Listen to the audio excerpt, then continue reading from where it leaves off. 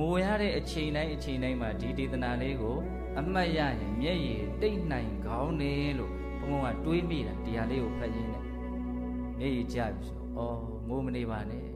အားရသေးဘူးလားတတန်တရားလုံးငိုလာတာဘုရားသမုဒ္ဒရာလေးစင်းမှာရှိတယ်ရေထက်တောင်များတယ်လို့ပြောတာဒီတစ်စက်နဲ့တော့တိုးပြီးတော့များတော့ပါဘူးဟုတ်လားငိုမနေပါနဲ့လို့ကိုဘာလို့ဖို့လို့တော့နှစ်သိမ့်ဖို့လိုမယ်ပေါ့နော်ဟုတ်လားဒီမှာမြတ်စွာဘုရားအဲ့ဒါလိုလေးသမုဒ္ဒရာလေးစင်းမှာရှိတဲ့ရေကနေတယ်ဒုက္ခနဲ့တွေ့လို့ငိုရတဲ့မြေတွေကများတယ်လို့ပြောပြီးတဲ့နောက်မှာနောက်ဆုံးပါတာလေးပါပြောတော့အဲ့ဒါလေးကအဓိကအချက်ကလေးပေါ့နော်ကိဉ္ကရဏအမတုဝံပမစ္စတိဒီသဘာဝတွေဒီလိုဖြစ်ခဲ့တာတိပါလက်ကနဲ့ကိဉ္ကရဏဘယ်အကြောင်းကြောင့်အမတုဝံသင်သည်ပမစ္စတိမေ့လျော့၍နေပြီတဲ့နေတဲ့ဒါဒီအကြောင်းအရာတွေဘာလို့မေ့နေတာအဲ့ဒါကိုဘုံဘုံကဖတ်ရင်းနဲ့စိတ်ထဲမှာတမျိုးလေးသဘောပေါက်သွားတယ်ဟုတ်တာပဲ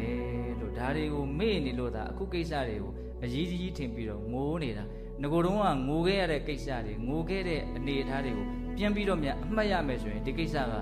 လောက်ငိုစရာကောင်းမှာမဟုတ်ဘူးကျွန်တော်မေ့ခဲ့ကြတာနော်ငိုတော့တကယ်ငိုခဲ့ကြတာပဲနော်အရင်ဘဝကလည်းငိုခဲ့တယ်အရင်ဘဝကလည်းငိုခဲ့တယ်တကယ်ကိုအကြီးအကျယ်မြည်ကြီးမှလူလှိမ့်ပြီးတော့ငိုခဲ့တယ်ငိုရင်းနဲ့သေခဲ့တဲ့ဘဝတောင်ရှိတော့နိုင်မှာမဟုတ်အဲ့ဒါလေးကျုပ်တို့ဘာဖြစ်ပြလိုက်တာတော့မေ့ပလိုက်တာနော်ပရိသေတွေနေတဲ့ကိစ္စအလွန်ဆင်းရဲတာသေတဲ့ကိစ္စကလည်းအလွန်ဆင်းရဲတာဆိုတဲ့အတွက်ကြောင့်ဘုန်းတို့ဘဝချသွားပြီဆိုတာနဲ့အရင်ဘဝကဘာတော့အမေကြီးမေ့ပြလိုက်တာပြန်စဉ်းစားလည်းမပေါ်တော့တကယ်လို့သာအရင်ဘဝကငိုခဲ့တာတွေကိုမြန်ဘုန်းတို့ပြန်ပြီးတော့သိနိုင်မယ်မြင်နိုင်မယ်အမှတ်ရနိုင်မယ်ဆိုလို့ရှိရင်အများကြီးတန်ဝေကရနိုင်စရာအကြောင်းမရှိဘူးလားရှိတယ်အဲ့ဒါကိုစဉ်းစားရင်းနဲ့တစ်ဆက်တည်းဘုံဘုံကဘာတွေးမိတော့ဆိုဂိုင်းထားပါလေအရင်ဘဝကငိုခဲ့တာတွေကိုအမှတ်မိတာဂိုင်းထားပါတော့ဒီဘဝငိုခဲ့တာတွေကိုအမှတ်ရမယ်ဆိုရင်တော့တော်တော်ကောင်းအောင်ပဲဒါလည်းယောဂီတို့ဘုံဘုံကကိုတွေးတာလေးကိုမျှဝေကြည့်တာပါဒီဘဝလည်းပဲချိန်မုံများဆိုငိုခဲ့ဘူးလား